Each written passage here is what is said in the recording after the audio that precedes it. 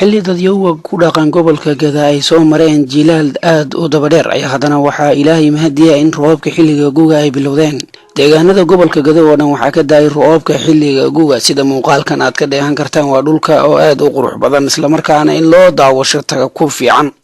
deegaanada roobabka lixaad kale ay ka deen waxaa ka mid ah dhulka loo yaqaan Diir Hare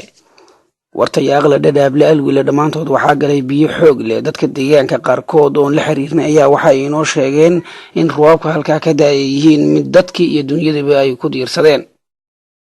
deegaanka maanta aan ku saganahay Ilaahay baa mahad iskale bishii hadda noo dambeysay waxaa ka dhacay kuleyl aad u fara badan bishii Maarso wixii ka dhacay kuley waadna ogeydeen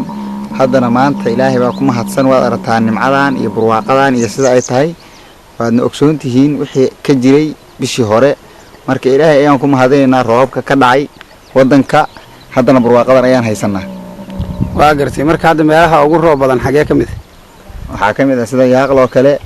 sida dhadhaable kale biyaha ku jira waad aragtay ilaa iyo maxaan ku iraahdaa Diir Haradan kor oo dhan waa wada sidoo kale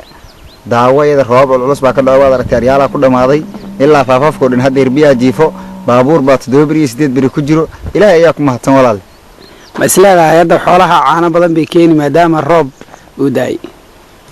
waxaan leenahay Ilaahay baa ku mahadsan xoolaha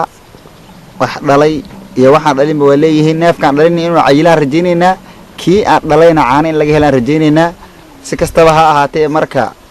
waxaad ka garan kartaan ama tuulooyinka iyo meelaha caanooyinka la keenaad ka garan kartaan baan u malaynayaa sida ay tahay iyo sida caanaha loo gadanayo waa gartay dadka qurba joogta maadaama roob uu daay maxaa ugu baaqi lahayd inay wadanka soo laabtaan Ilaahay baa ku mahadsan ninka hada ama abaar ka tagay ama kuleyl ka tagay maanta waxaan u sheegaynaa wadankii barwaaqa ka dhacday dhulkiisa hooyo inuu balaxaata eegmo oo imaadaan u sheegaynaa